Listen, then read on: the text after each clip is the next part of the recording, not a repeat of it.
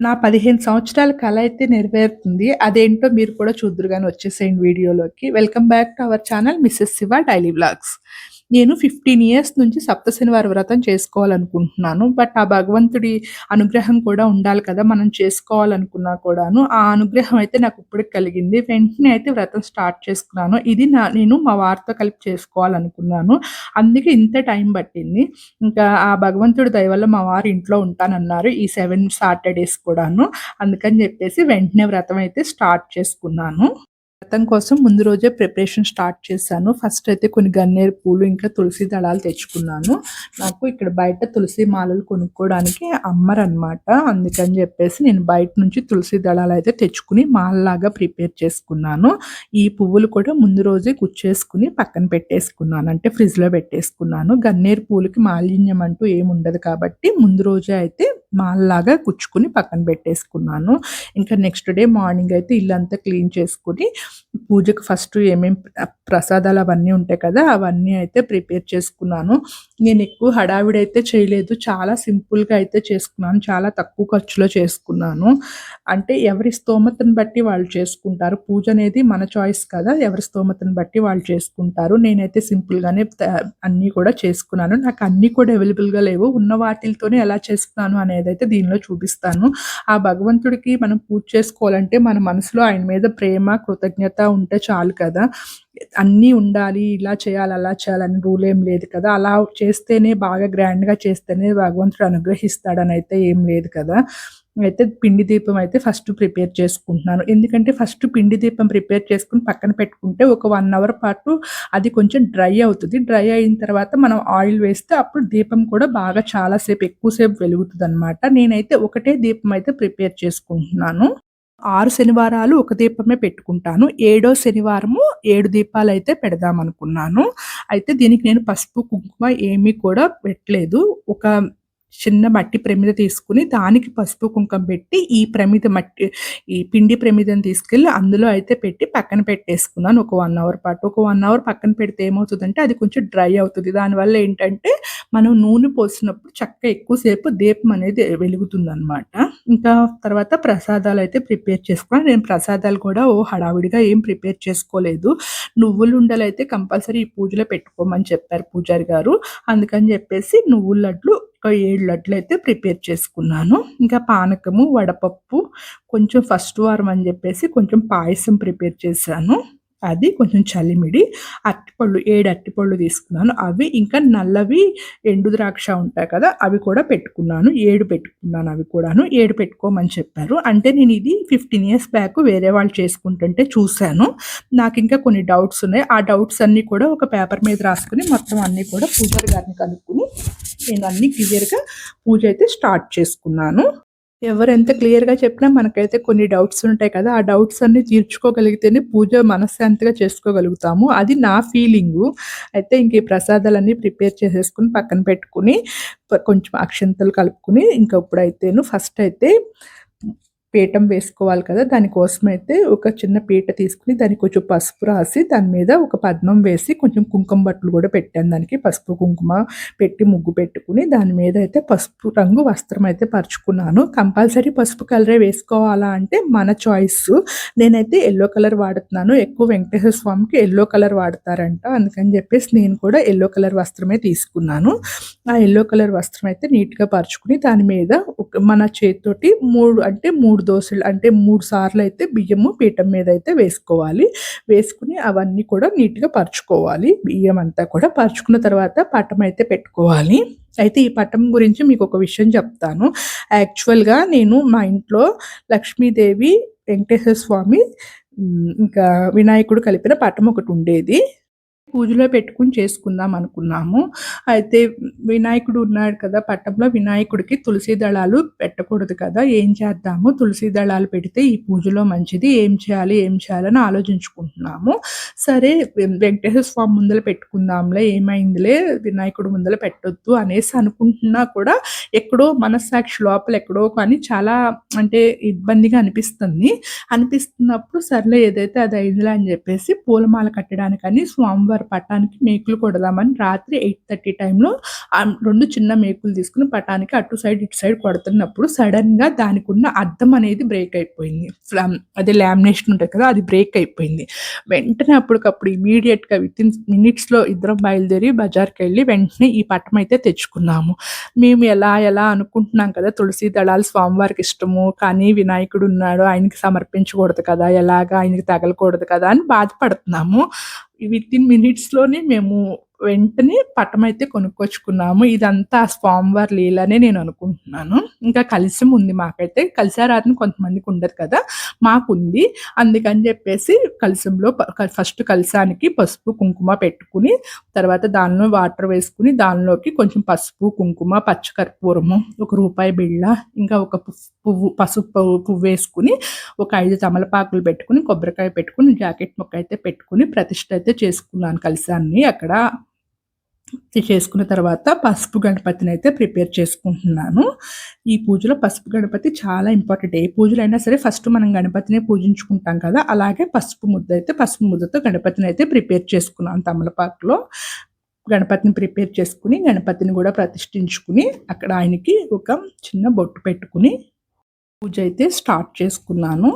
అయితే నేను చాలా సింపుల్‌గా, అంటే నాకున్న వాటిలతోనే సింపుల్‌గా అయితే పూజ అయితే ప్రిపేర్ చేసుకున్నాను. ఇంకా యజ్ఞోపవీతాలు కూడా ప్రిపేర్ చేసుకున్నాను. కొంచెం పత్తి తీసుకుని దానికి కొంచెం ఫస్ట్ పసుపు అంటించాను. తర్వాత దానికి కుంకుమ కూడా అంటించాను. 3 యజ్ఞోపవీతాలు అయితే ప్రిపేర్ చేసుకున్నాను. ఒకటి పటానికి, స్వామివారి పటానికి, కలశానికి, ఇంకా ఒకటి పసుపు వినాయకుడికి అని చెప్పేసి 3 యజ్ఞోపవీతాలు అయితే ప్రిపేర్ చేసుకున్నా. వస్త్రాలు అవి మనము పెట్టాం కాబట్టి ఇది వస్త్రం కింద వస్తది, యజ్ఞోపవీతం కింద కూడా వస్తది కదా అని చెప్పేసి ప్రిపేర్ చేసుకుని అయితే పక్కన పెట్టేసుకున్నాను. నేను వ్రతాలు అలాంటివి చేసుకున్నప్పుడు కంపల్సరీ యజ్ఞోపవీతం కోసం అయితే ఇలా ప్రిపేర్ చేసుకుంటాను. తర్వాత అమృతం ప్రిపేర్ చేసుకున్నా. దానికోసం అయితే కొంచెం పాలు, కొంచెం పెరుగు, పంచదార, నెయ్యి, తేనె అన్నీ వేసేసుకుని మొత్తం అంతా మిక్స్ చేసేసుకున్నాను. నా దగ్గర ఏమీ అంటే వెండి గిన్నెలు అలాంటివి ఏం లేవు. గాజు గిన్నెల సెట్ కొత్తది ఉందన్నమాట. ఇంకా ఆ గాజు గిన్నెల సెట్ తీసుకుని అన్నీ కూడా అందులోనే సర్దుకున్నాను.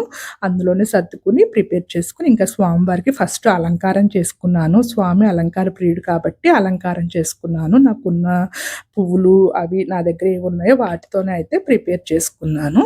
తర్వాత అయితే నేను దీపం అది అక్కడ పెట్టుకున్నాను. ఫస్ట్ దీపం వెలిగించకూడదు. అంటే నాకు తెలిసినంత వరకు అయితే ఫస్ట్ దీపం వెలిగించకూడదు. నార్మల్ కుందులు ఉంటాయి కదా! అవి వెలిగించుకోవాలి. ఈ 7 ఒత్తులు కలిపి ఒక ఒత్తిగా చేసుకున్న దీపం తర్వాత వెలిగించుకోవాలి. శుద్ధి అంతా చేసుకున్న తర్వాత మనము అప్పుడు దీపం అయితే వెలిగించుకోవాలి. ఫస్ట్ నార్మల్ దీపారాజన చేసి ఇంకా అగరబత్తీలు వెలిగించేసుకుని ఫస్ట్ అయితే భూశుద్ధి అవన్నీ కూడా చేసుకుని కొంచెం అప్పుడు మనమైతేను దీపం అయితే వెలిగించుకోవాలి. పూజ అనేది మనకు వస్తే, అంటే బాగా అవన్నీ చదవడం వస్తే చేసుకోవాలి. లేకుంటే నార్మల్‌గా అయినా సరే స్వామివారికి ఒక్కొక్కటి విన్నవించుకుంటా నార్మల్‌గా అయినా చేసేసుకోవచ్చు. ప్రాబ్లమ్ ఏం లేదు. నేను అప్పుడప్పుడు పూజలు చేసుకుంటాను కాబట్టి నాకు మంత్రాలు అవి కొంచెం నేర్చుకున్నాను. అందుకని నాకు బాగానే వస్తాయన్నమాట. ఇంకా నేను మా వారు ఇద్దరం కలిపి అయితే ఈ పూజ అయితే చేసుకుంటున్నాము. ఇంకా అదృష్టం కొద్దీ మా పెద్ద పాప కూడా ఇంట్లోనే ఉంది. పూజలో కూర్చుంది తను కూడా.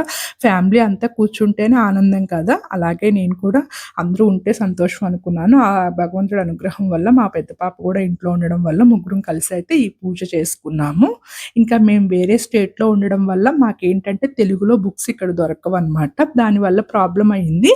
కానీ ముందు రోజు నేను ఆన్‌లైన్‌లో చెక్ చేసుకొని ఒకసారి నెట్‌లో పీడీఎఫ్ డౌన్‌లోడ్ చేసుకొని జిరాక్స్ సెంటర్‌కెళ్ళి ఒక బుక్ లాగా ప్రింటౌట్ తీయించుకొని బుక్ లాగా అయితే ప్రిపేర్ చేసుకున్నా. దానివల్ల చాలా తేలిగ్గా అయితే పూజ అయితే చేసుకోగలిగాను. ఫస్ట్ అయితే గణపతి పూజ చేసుకోవాలి. గణపతి పూజ చేసిన తర్వాతే మనము వెంకటేశ్వర స్వామికి అయితే పూజ చేసుకోవాలి కంపల్సరీగాను.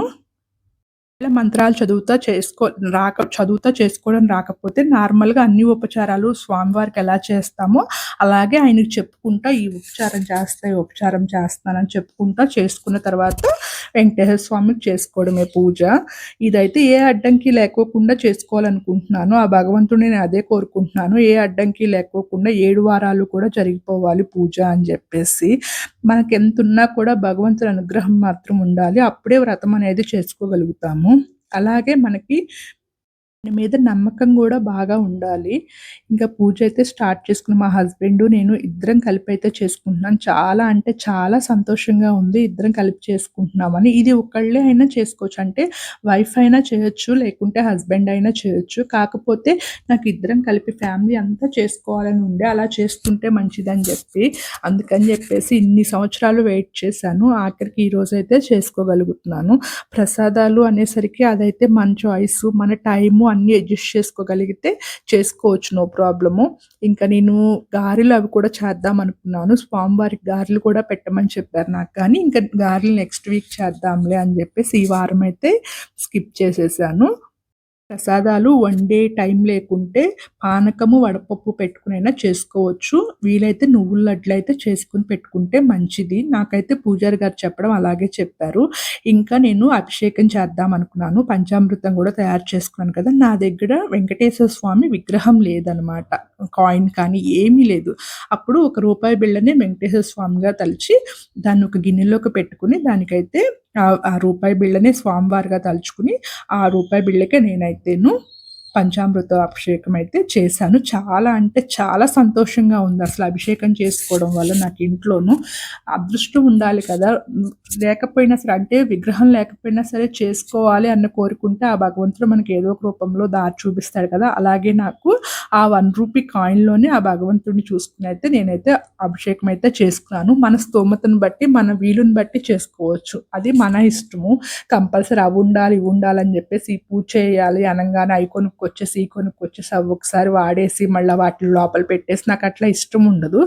రెగ్యులర్‌గా వాడేటట్లయితేనే ఆ వస్తువునైతే కొంటాననమాట. ఫస్ట్ నుంచైనా నేను అంతేను. ఏవి బట్టలైనా ఏవైనా సరే నేను అలానే కొనుక్కుంటాను. కొనేసి వాటిని లోపల పెట్టేసి నాకు ఇష్టపడను. అలాగే ఇప్పుడు నేను చిన్న విగ్రహం కొన్నా అది లోపల ఉండాల్సిందే కదా! అందుకని చెప్పేసి నేను కొనలేదు. ఇంకా 1 రూపీ కాయిన్ పెట్టుకొని దాన్నే స్వామివారిగా తలిచి ఆ 1 రూపీ కాయిన్‌కి నేను అభిషేకం అయితే చేసుకున్నాను. తర్వాత ఇంకా కలశారాధన చేసుకొని స్వామివారి పూజ కూడా స్టార్ట్ చేశాను. ఫస్ట్ అయితే స్వామివారికి అదంగా పూజ చేసుకున్నాను. ఆ దీపం అలా వెలుగుతుంటే అసలు నాకెంత ఆనందంగా అనిపించిందో, స్వామివారే వచ్చి కూర్చున్నట్లు అనిపించింది. ఆ ఫ్లవర్స్ కూడా చాలా కలర్‌ఫుల్‌గా, నేను ఒకవేళ చామంతులు కొనుక్కొచ్చి పెట్టినా కూడా అసల ఇంత అందం వచ్చేది కాదనిపించింది నాకు. అలా అనిపించింది. ఇంకా తర్వాత స్వామివారికి వెంకటేశ్వర స్వామివారికి నేను అష్టోత్తరం స్టార్ట్ చేశాను. అష్టోత్తరం చేస్తున్నప్పుడు తులసి దళాలతో చేద్దామనుకున్నా స్వామివారికి అష్టోత్తరము. ఆ తులసి దళాలని అటు సైడ్ పెడదామంటే నేను పసుపు వినాయకుడు ఉన్నాడు కదా! అందుకని జెప్పేసి ఇటు సైడ్ కలశం సైడ్ అయితే చేశాను. స్వామివారికి ఫస్ట్ అష్టోత్తరం చేసినాక అప్పుడు పద్మావతి అమ్మవారికి, మహాలక్ష్మి అమ్మవారికి ఇద్దరికీ చేశాను అష్టోత్తరం అయితేను. పువ్వులతో చేసుకున్నా, ఒకసారి అక్షింతలతో చేసుకున్నాను. చాలా మనశ్శాంతిగా, ప్రశాంతంగా చేసుకోగలిగాను. అసలెంత హ్యాపీగా అనిపించిందో. మనకు ముందుల టైము ఇంపార్టెంట్. అంటే దేవుడికి మనం టైం ఇవ్వడం అనేది ఇంపార్టెంటు. హడావిడిగా చేసుకుంటే అసలు ఆ పూజ బాగోదు. నిదానంగా, ప్రశాంతంగా చేసుకుంటే చాలా బావుంటది. ఇంకా ఒక పొద్దు ఉండాలా అంటే మన చాయిస్ అది. ఉంటే మంచిదని చెప్తారు. మన ఆరోగ్యానికి కూడా మంచిదే కదా! కాకపోతే నేనైతే ఉండట్లేదు. మేము శనివారం రోజు ఒక పూట భోజనం చేస్తాం. అంటే ఆఫ్టర్‌నూన్ లంచ్ చేస్తాము. నైట్ ఏదన్నా టిఫిన్ లాంటివి తినేస్తామనమాట. ఈరోజు కూడా అలాగే చేసుకుందాం అనుకున్నాము. ఈ పూజ చేసుకొని ఇంకా ఈవినింగ్ టైము నార్మల్‌గా దీపం పెట్టుకుంటే సరిపోద్దని చెప్పారు. ఇంక ఈవినింగ్ దీపం పెట్టుకొని, దీపం కొండెక్కిన తర్వాత కలశాన్నయితే కదిపించమని చెప్పారు. నేను అలాగే చేద్దామనుకున్నాను. అయితే నాకు ఈ పూజ చేసుకున్నప్పుడైతే ఏమనిపించిందంటే, స్వామివారి అనుగ్రహం ఉంటేనే ఈ పూజ చేసుకోగలమనిపించింది. ఎందుకంటే మా వారు మార్నింగు 7:30-8 మధ్యలో ఎళ్ళిపోతారు. నైట్ 7:30-8 మధ్యలో వస్తారు. ఎప్పుడు కూడా సాటర్‌డే ఇంట్లో ఉండరు. అలాంటిది సడెన్‌గా ఆయనకైతే జనరల్ షిఫ్ట్‌ల నుంచి షిఫ్ట్‌లేసారనమాట. షిఫ్ట్‌లేసేసరికి సాటర్‌డే ఆయనకి నైట్ షిఫ్ట్ పడింది. ఎంత అదృష్టము, డే అంతా ఇంట్లో ఉంటారు కదా! ఎంత అదృష్టము, ఎలా కలిసొచ్చిందో, అసలు షిఫ్ట్‌లేస్తారనే మేము ఎక్స్‌పెక్ట్ చేయలేదు. అలాంటిది ఆ దేవుని అనుగ్రహం వల్ల ఆయనకి షిఫ్ట్‌లు పడ్డాయి. మరి ఎన్ని మంత్స్ ఏస్తారో తెలీదు. ఇంకా అదృష్టం కొద్దీ కలిసొచ్చింది కదా! వెంటనే స్టార్ట్ చేసుకున్నాము. కుటుంబ సమేతంగా అయితే ఈ వ్రతం చేసుకున్నాము. నేను నా పూజ నాకు చేతనైనట్లయితే చేసుకున్నాను. మీకు నచ్చితే మాత్రం కంపల్సరీ కామెంట్ చేసి లైక్ చేయండి. Thank you for all. Please like, share and subscribe to my channel.